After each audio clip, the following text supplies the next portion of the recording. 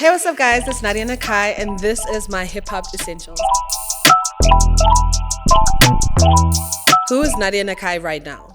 Nadia Nakai is a musician, a reality TV star, a businesswoman, an entrepreneur, a model, and a baddie. How has my journey in hip hop shaped the woman I am today? I believe it's made me extremely resilient. When I get a no, I make sure I make that a yes. I don't let anything stop me. I'm very expressive. I don't allow anybody to email my lats.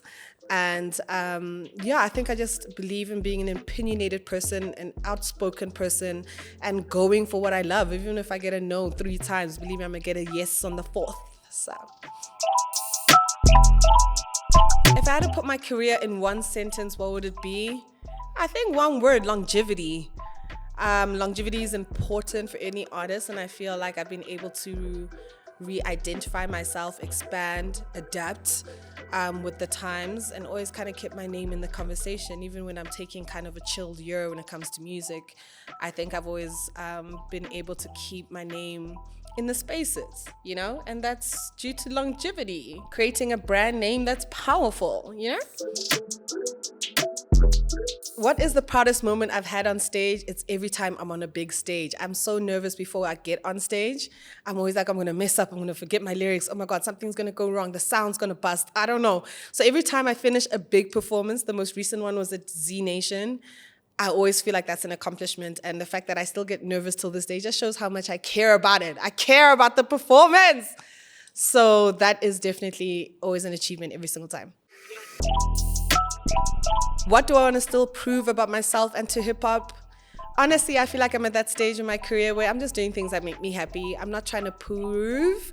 I'm not trying to compete. I'm not trying to alienate. I'm not trying to be the number one woman in the game. I'm not as competitive as I was when I started. I'm doing music that I enjoy, that makes me happy at my pace and my time. But the one thing I feel like maybe if I had to really answer that question is that women are more powerful together. Collaborating with women is so much more powerful than how we started out. We're beefing, we're fighting, we didn't like each other, and now that we've come together and did this song called Juicy with Rouge and Umuzi, and not just her, working with Gigi Lemaine as well, has been so eye-opening for me because women together are just so powerful. We just get it. We know how to promote. We know how to create content. We know how to make good music. We know how to look good, make the part fully accessible. We're a vibe.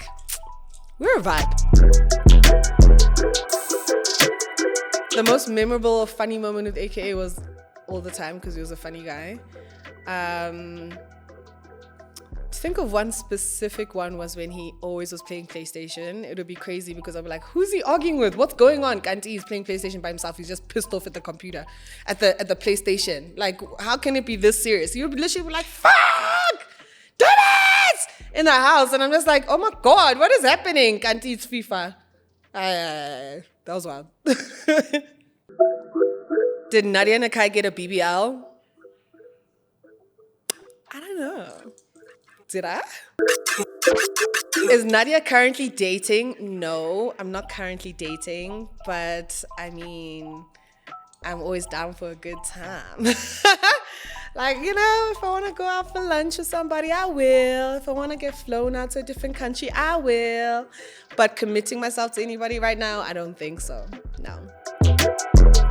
The hardest part of making my latest album was because it was so emotionally draining. It was a very difficult time in my life, and it was difficult to articulate how I felt and the type of music I wanted to do it on.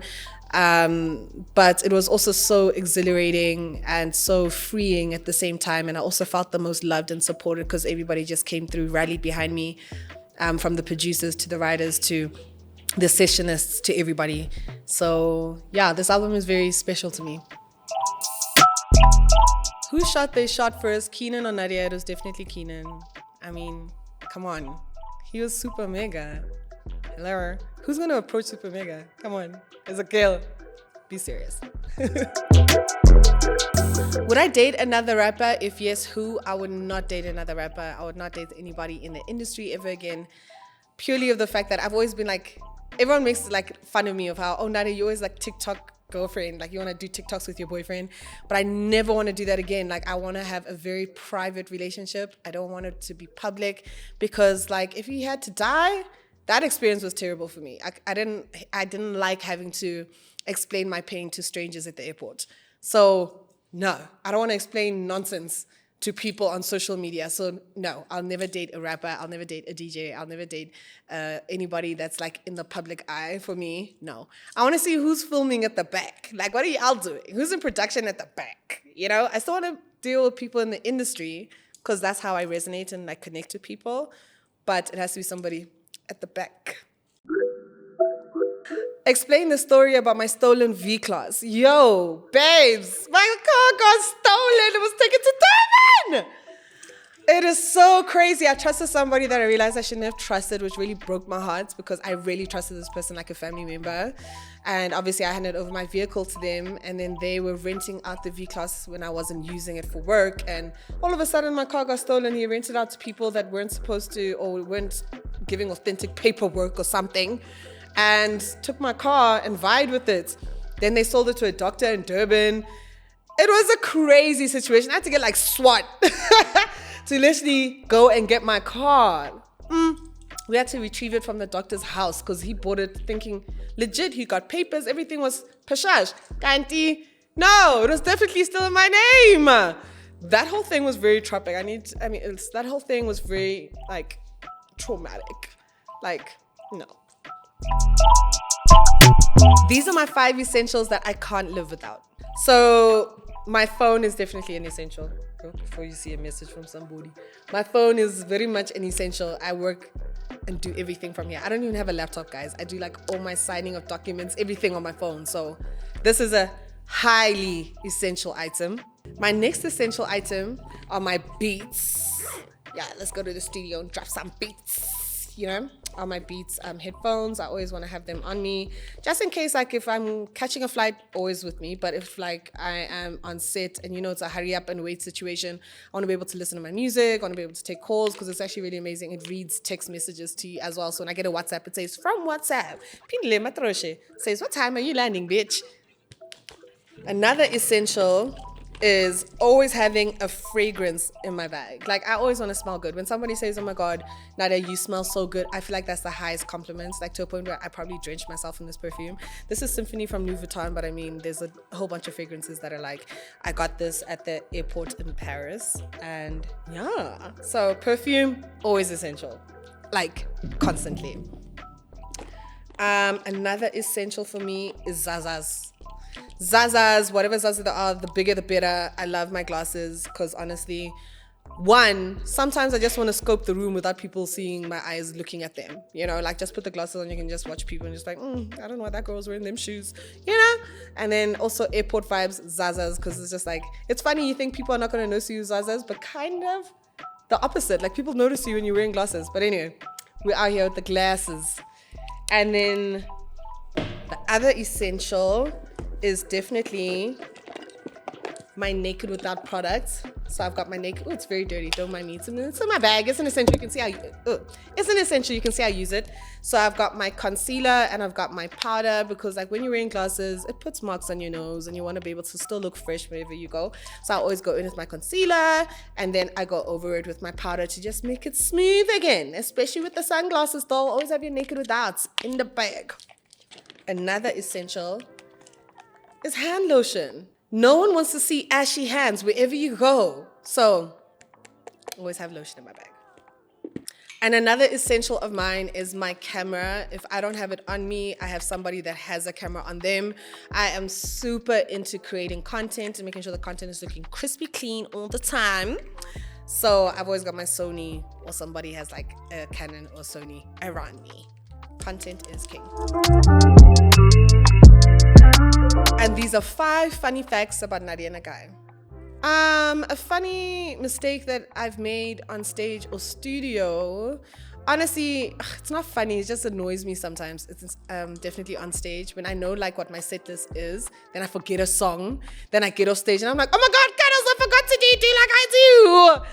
That's a funny like mistake, but it's also an annoying mistake. Like, how can you forget your set on stage? The weirdest request I've ever gotten from a fan, honestly, I haven't gotten a lot of weird requests all requests are kind of like normal for me. Like someone saying, oh, I want to take a picture with you, and I'm like in the bathroom, like give me a chance. Can I just like wash my hands? That's not a weird request though, that's normal. Weird requests of like little screws want me to go to the electric dance with them. Doll, do you know how old I am? That's a weird request. Like us, like, I don't know, Uncle Waffles or like sign bougie or something. Why the hell you want to go with me? Your auntie? No, that's weird. Something I once thought was cool, but now I laugh at it, was when boys used to sag their pants. I used to think that was so cool back in the day, especially when they had like a foxtail attached to it and they had like pants like here. And you can see like a little bit of their boxer shorts. And now that's like the biggest ick. Like if I see a man walking to me and he's sagging his pants, that's the biggest ick. Get a belt, put it on your waist, pick up your pants. Nobody needs to see your ass in the streets, my nigga. Ick, ick, ick. A studio session that went left but still made history. I don't know about that because normally when studio sessions are very energy based. Hey, like honestly, so if things go left, most likely it's wrap it up, we're leaving. So I had a studio session with an artist and he was like high as hell. He was falling asleep. I was so annoyed because I was like, I'm here to actually grind. I want to get this song with you done. And he was passing out and also there were like 20 niggas in the studio. For me, when I'm working, I don't want a lot of people in the studio. I can do like maximum 5, and all of them have to be essential people. You there for a purpose. Why is it a din-din-di at the freaking studio? There were like 20, 25 niggas. Then we were all watching the guy passed out. It was just not a vibe. I felt like that was really a waste of time, and I was quite disappointed. 5 essential hip-hop songs. Nami, 1. Pull up in a 4-door Audi. Dropped a milli on my bus in my Audi. All the champagne got me feeling rowdy. Windows down because it's kind of cloudy. Listen, till this day, I can never like divorce myself from that song because it's been a minute, but yeah. Another song is Cara Cara. That song was so iconic. I feel like that's literally when the hip-hop energy shifted. It was definitely a culture shift where it became like New Age Kwaito vibes. I personally think that was the song that made the New Age Kwaito become like a thing. That was iconic. Another song that I absolutely love and I feel like was super iconic was Zeus, Stogie T and AKA That's What's Up. They like, that's what's up. That was such a dope tune. Where is Zeus, man? Zeus is such a dope rapper. That shit was dope. Okay, AKA Run Josie. That is like, I mean, that speaks for itself. That was one of my favorite songs. I really, really love that song. I felt like it was super grungy, super edgy, and it was just like, talking about Josie, babes. You need to run Josie. Why are you in Josie? It's the city of gold. You better be running it, babes. You know? It was very cocky. Love that song. Number 5 would be Questa's Spirit. Yo, guys. Even the music video was next level. Like, that was like, yo, guys, we really have to put budget in our music videos because you can't play Spirits. That song was powerful. It's still powerful currently, conversationally, topically. It's a dope song. Yo, hectic. 5 top new rappers: Tony Daimane, Kindly Nash, Baby Days. Baby Days is my favorite so far. His music videos and his concepts are dope. Baby Days. K Keed. Definitely iconic. Love her sound. And I will see my money. How could I forget? Bay. Yes.